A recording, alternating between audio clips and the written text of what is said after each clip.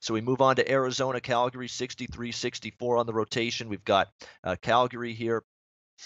Peculiar here that Calgary's laying, minus 125, minus 130 in this game, total 5.5. Currently shaded to the under about minus 115 to minus 120. Now I know Calgary got off the mat and beat Edmonton 3-2. It was snapped a ugly, 7-game losing streak where they scored, I believe, 8 or 9 goals and the 7 losses combined. No offense. Certainly Johnny Gaudreau's return helped that a little bit. But you're not going to see me coming anywhere close to taking a Calgary team right now, laying a price like this anywhere. Not even maybe. That's not happening. Just out of principle and out of the effort we've seen consistently from Arizona, night in and night out. Just ask St. Louis how good the effort's been night in, night out from Arizona.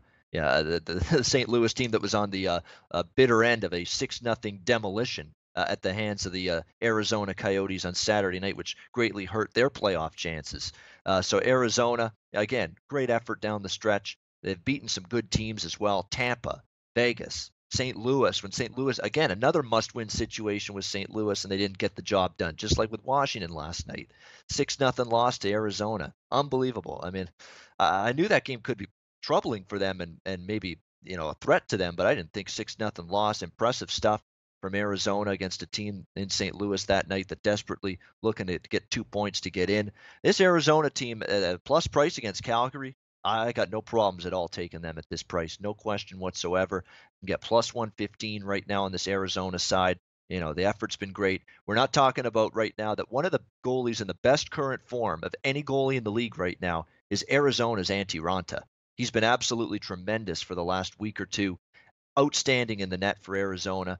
He's better than anybody Calgary's got. Mike Smith doesn't do it for me. He was good finally for the first time in forever the other night against Edmonton. I don't know where that came from, but I can't trust Mike Smith to have one good game like he did against Edmonton and to have another good game the next time out. He just hasn't. He's been inconsistent all year for the Flames in between the pipes.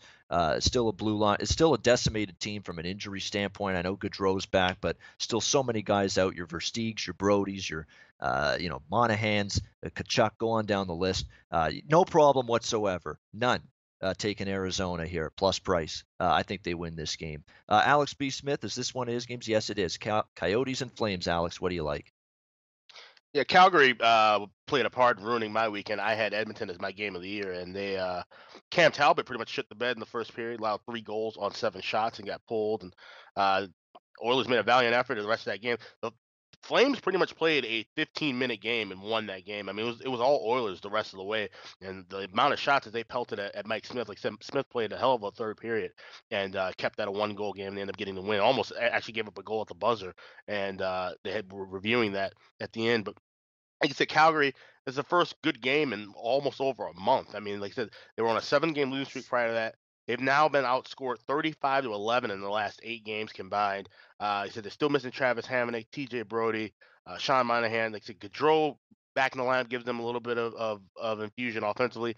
And the kid Spencer Fu made his debut. He looked pretty good as well. But Arizona's just been playing, for being a last place team, they're playing decent hockey. They've won 5 of the last 8 games. He said Antti Ranta has been stellar. He's won 5 of his last 6 starts, 5 straight starts.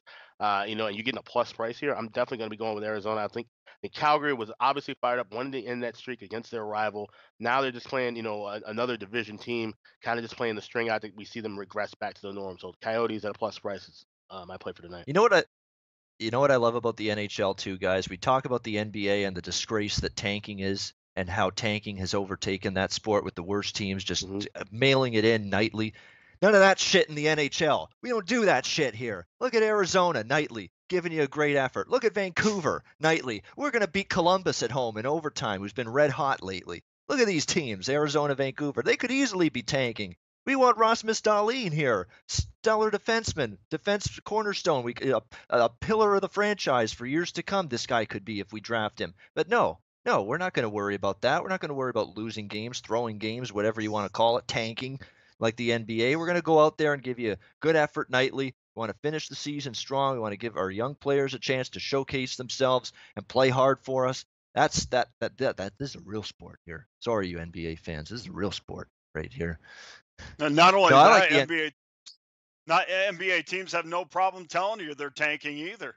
And the other thing about that too is these kids that come in are not too.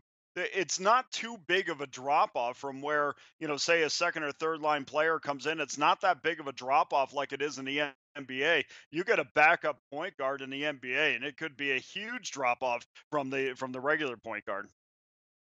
Yeah, exactly. I mean, big time drop off. I mean, and you're right. They don't hide it either in the NBA. They don't just, hey, we're trying to get the best pick possible, trying to get our best spot in the lottery that we can ask for in the NBA and the NHL. You're just not seeing that really. Even Buffalo, like all these teams, Buffalo, Vancouver, and Arizona, your dregs of the league. None of them have really truly mailed in games down the stretch.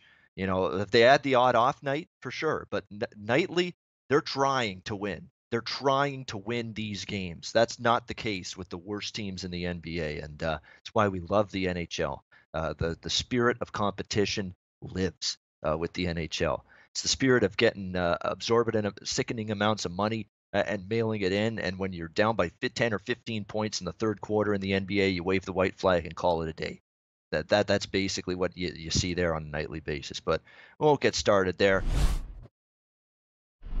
Hey guys, thanks for tuning in to our channel. Now we've put a lot of work into producing all these free videos, so please help us out and keep all our content free for you forever by simply liking, sharing, commenting, and subscribing. Now, not to mention, a visit to our industry-leading website will warm the hearts of all our SBR employees, especially myself. Now, the links are over there to the left, so do check those out. Thanks for watching.